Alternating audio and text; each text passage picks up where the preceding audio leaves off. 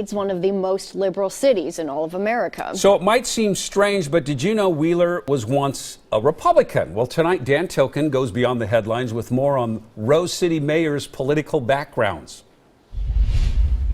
Do you think most people in Portland realize the former political affiliation of their outgoing mayor and the incoming mayor? No, I don't think they do. Professor Jim Moore is an expert in Oregon politics. Portland is known as the People's Republic of Portland. It's a Democratic stronghold.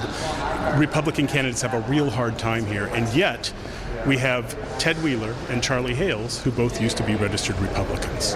Moore says Wheeler and Charlie Hales are now Democrats who show shades of former Oregon Republicans, like Tom McCall, Bob Packwood, and Vic Atiyeh, before the Republican Party changed. Well, it happened beginning really in the 1970s and 80s. The Reagan Revolution began to drive a lot of those moderate Republicans out.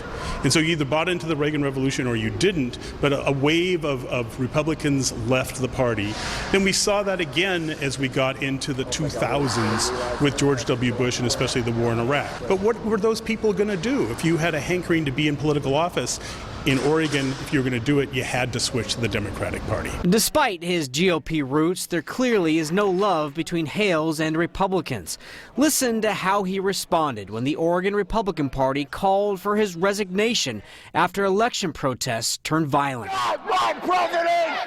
I don't know if I've ever said this in all my public life, but I will relish saying it now. No comment about the Oregon Republican Party. We ended up here because the city government is not necessarily about partisanship.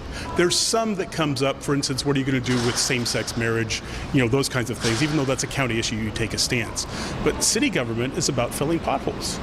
It's about the practical things that people see when they step out their doors. And it's just how well you can do that. And now, it's Ted Wheeler's turn. All right, it's about getting things done. Now, Connie McCready, she was the last registered Republican to be mayor in Portland, but she wasn't elected. She was appointed in 1979.